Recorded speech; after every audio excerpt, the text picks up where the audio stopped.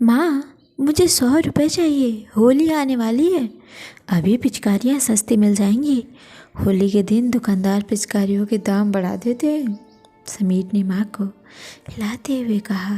माँ पलंग से उठकर बैठ गई। समीर को 100 रुपये देते हुए बोली, अब भी 100 रुपये लेगा तो होली के दिन पिचकारी के लिए एक भी पैसा नहीं मिलेगा। समीर ने सर हिलाया। ठीक है माँ। समीर 100 रुपये मुट्ठी में दबाए दौड़ता हुआ गली में पहुंचा। वहाँ उसके मित्र सूरज, सुरेश, रमन उसकी प्रतीक्षा कर रहे थे। समीर को आते देख सूरज ने रमन से कहा, समीर को पैसे मिल गए हैं लगता है। हम तीनों की माँ तो कंजूस है। सूरज ने गहरी सांस लेते हुए कहा, कोई बात नहीं, समीर के पैसों से हम होली की धूम मचाएंगे। समीर ने 100 रुपये दिखाते हुए कहा, माँ ने पिचकारी लाने के लिए दिए हैं, मैं पिचकारी खरीदने जा रहा हूँ। सूरज, पिचकारी भी कोई खरीदने की चीज़ है? रमन, पिचकारी से तो छोटे छोटे बच्चे खेलते हैं, हम अब बड़े हो चुके हैं, पूरे 12 साल के। सूरज, पिछली होली को हमने गुब्बारे खरीदे थे, उन गुब्बारे में पानी भरकर स्कूल से आती हुई लड़कियों के ऊपर फेंककर हमने होली का खूब आनंद उठाया था। समीर ने मासूमियत से कहा, मगर माँ ने कहा था पिचकारी ही लेना। गुब्बारे का नाम सुनकर माँ नाराज़ भी हो सकती है। सुरेश, माँ कैसे नाराज़ होगी? हम सब गुब्बारों को आपस में बांट लेंगे। जो गुब्बारे बचेंगे वह बाहर पार्क में दुबका देंगे, कल सुबह फिर निकाल लेंगे। इसी तरह हम होली का भरपूर आनंद उठा सकते हैं। समीर का मन पिचकारी लेने का था, किंतु समीर दोस्तों का दिल रखने के लिए वह दोस्तों के साथ एक दुकान पर पहुंचा और गुब्बारे मांगने लगा। दुकानदार ने कहा, तुम थोड़े लेट हो गए हो, गुब्बारे के पैकेट अभी अभी सारे बिक चुके हैं। यहाँ से कुछ दूरी पर एक सड़क है, उस सड़क के पार हमारी ही एक और दुकान है, वहाँ तुम्हें सब तरह के रंग बिरंगे गुब्बारे मिल जाएंगे। समीर अपने दोस्तों के साथ चल पड़ा। रोड वाली सड़क पार करते समय समीर एक आदमी से टकरा गया। उसके पीछे कंधे पर एक बड़ा सा थैला था। थैला टकराने की वजह से गिर गया। उस थैले में बहुत सारे गुब्बारे के पैकेट थे जो सड़क पर बिखर गए थे।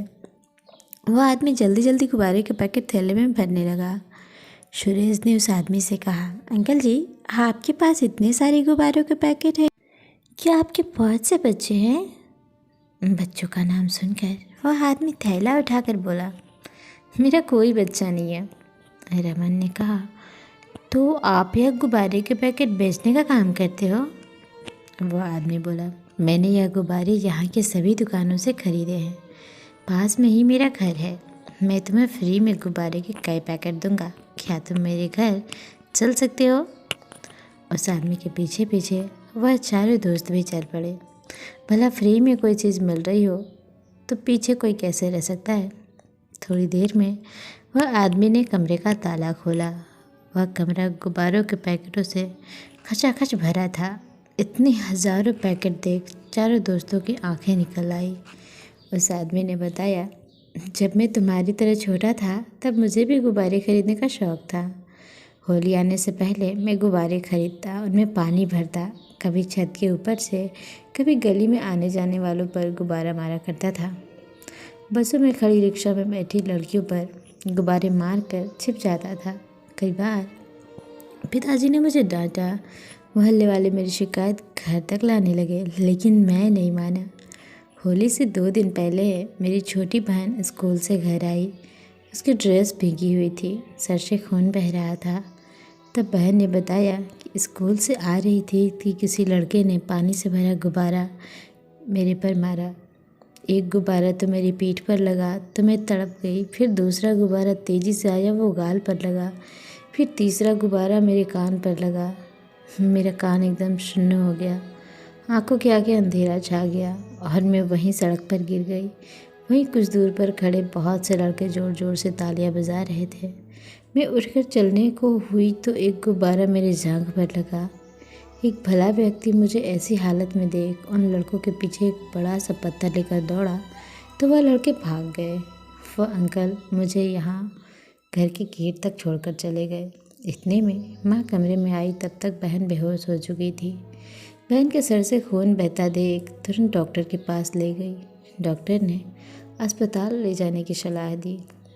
मैं माँ के साथ अस्पताल पहुँचा। तब तक अस्पताल में पापा जी भी आ चुके थे। डॉक्टर जी ने कहा, जो बेड खाली हो अपने मरीज़ को वहाँ पर लिटा दो। अस्पताल के सारे बेड फुल थे। एक बेड पर तीन मरीज़, किसी बेड पर 4 मरीज़। तब डॉक्टर ने बताया, होली आने से पहले ही हमारे यहाँ मरीजों की संख्या बढ़ जाती है। सबसे ज़्यादा संख्या गुब्बारे से चोट खाए हुए लोगों की होती है। पलंग नंबर 1 पर जो आदमी है वो बस ड्राइवर है। किसी ने तेज़ी से चलती बस में गुब्बारा मारा तो ड्राइवर इस बात से बेखबर था। शीशा खुला था। गुब्बारा ड्राइवर के आँख में लगा। ड्राइवर की बस एक खंभे से टकरा गई। बस में बैठे कई यात्री भी घायल हो गए। वह देखो, दूसरे पलंग पर एक बूढ़ी महिला, उसके कान की नस फट चुकी है। किसी लड़के ने पानी से भरा गुब्बारा पूरी ताकत लगाकर मारा था। उधर देखो, तीसरे नंबर के पलंग पर एक घायल लड़की, उसकी दोनों आंखों की रोशनी चली गई। हमने कई बार पुलिस को बताया तो पुलिस कहती है जो बच्चे गुब्बारा मारते हैं वो अधिकांश नाबालिग हैं। उनके माँ बाप उन्हें उनके शौक़ पूरे करने के लिए उन्हें गुब्बारे खरीदने की इजाज़त दे देते हैं। हर साल होली के समय भारत में 10,000 से भी ज़्यादा नाबालिग बच्चों पर गुब्बारे मारने के केस चल रहे हैं। लेकिन समाज अभी भी सोया पड़ा है।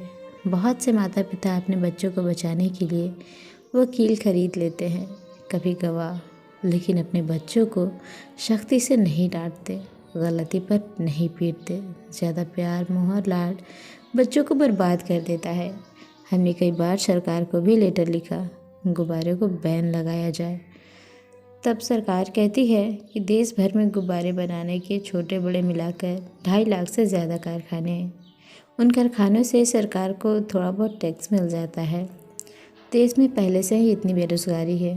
अगर गुब्बारों पर बैन लगा दिया जाए तो गुब्बारों के कारखाने के मालिक, उनमें काम करने वाले सैकड़ों मजदूर जंतर मंतर पर प्रदर्शन करना शुरू कर देंगे।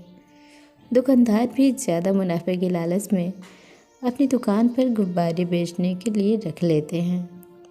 होली के दिनों में सैकड़ों बेरोज़गार और घर में खाली बैठे लोग रंग, गुलाल, गुब्बारे बेचकर अपना त्यौहार मनाना चाहते हैं। इस देश का क्या होगा, कुछ समझ नहीं आता। हम कितने मरीज को एक समय पर देख सकते हैं। हर एक सेकंड में एक घायल, गुब्बारों से चोट खाया व्यक्ति, महिला हमारे पास आते हैं। दवाइयाँ, इंजेक्शन, गोलियाँ, पट्टी, रुई, रक्त हमें हर अस्पताल में चाहिए होता है। यह घटनाएं थम जाए, इसके लिए सरकार कानून भी बना रही है। नाबालिग बच्चों से गलतियाँ या गुनाह होने पर माँ बाप को जेल में डालने का कानून बार बार बनते बनते रह जाता है, क्योंकि कुछ माँ बाप को तो पता ही नहीं होता कि उनके बच्चे बाहर पानी से भरे गुब्बारे मार कर आए हैं। होली एक प्रेम की होली है, लेकिन कुछ आवारा लड़कों की वजह से यह नफ़रत की होली बनती जा रही है। इतना सुनने के बाद सूरज, समीर और रमन एक साथ बोल पड़े, अंकल जी, अब से हम कभी गुब्बारे नहीं मारेंगे और दूसरों को भी ये बातें समझाएंगे। उन छोटे बच्चों की बात सुनकर उन अंकल के भी आंखें भर आई। सो फ्रेंड्स, आपको ये कहानी कैसी लगी हमें कमेंट करके ज़रूर बताइएगा। और हाँ, आप सभी को happy Holi in advance. Channel पर नए हैं तो प्लीज़ चैनल को सब्सक्राइब कर लीजिएगा और मिलते हैं ऐसी किसी दूसरी कहानी में। तब तक के लिए नमस्कार, प्रणाम। अब तक ख्याल रखें, अपनों का ख्याल रखें। Bye bye.